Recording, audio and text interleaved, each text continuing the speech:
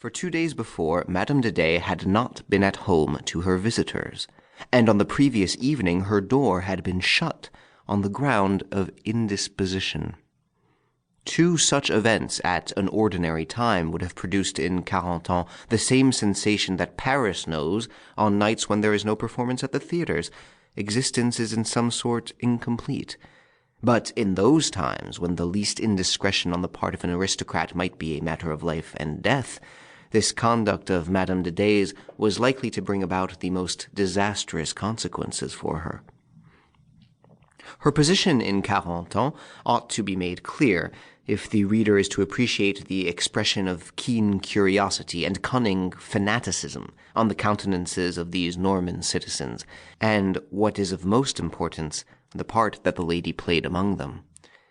Many a one during the days of the Revolution had doubtless passed through a crisis as difficult as hers at that moment, and the sympathies of more than one reader will fill in all the coloring of the picture.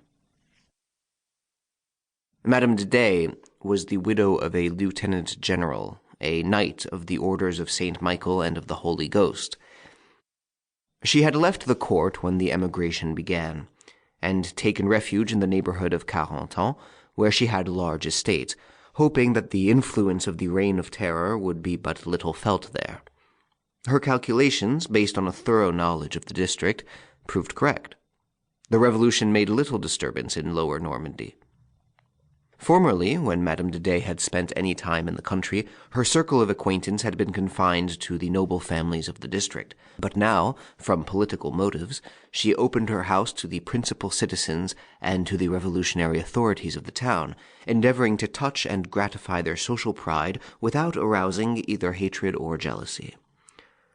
Gracious and kindly, possessed of the indescribable charm that wins goodwill without loss of dignity or effort to pay court to any, she had succeeded in gaining universal esteem.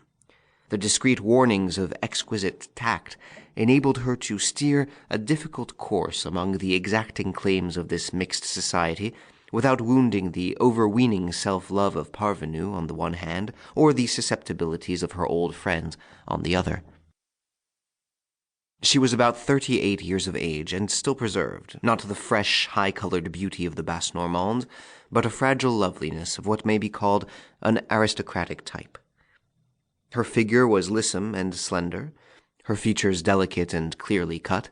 The pale face seemed to light up and live when she spoke, but there was a quiet and devout look in the great dark eyes, for all their graciousness of expression, a look that seemed to say that the springs of her life lay without her own existence.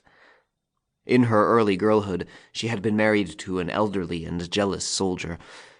Her false position in the midst of a gay court had doubtless done something to bring a veil of sadness over a face that must once have been bright with the charms of quick-pulsed life and love. She had been compelled to set constant restraint upon her frank impulses and emotions at an age when a woman feels rather than thinks, and the depths of passion in her heart had never been stirred.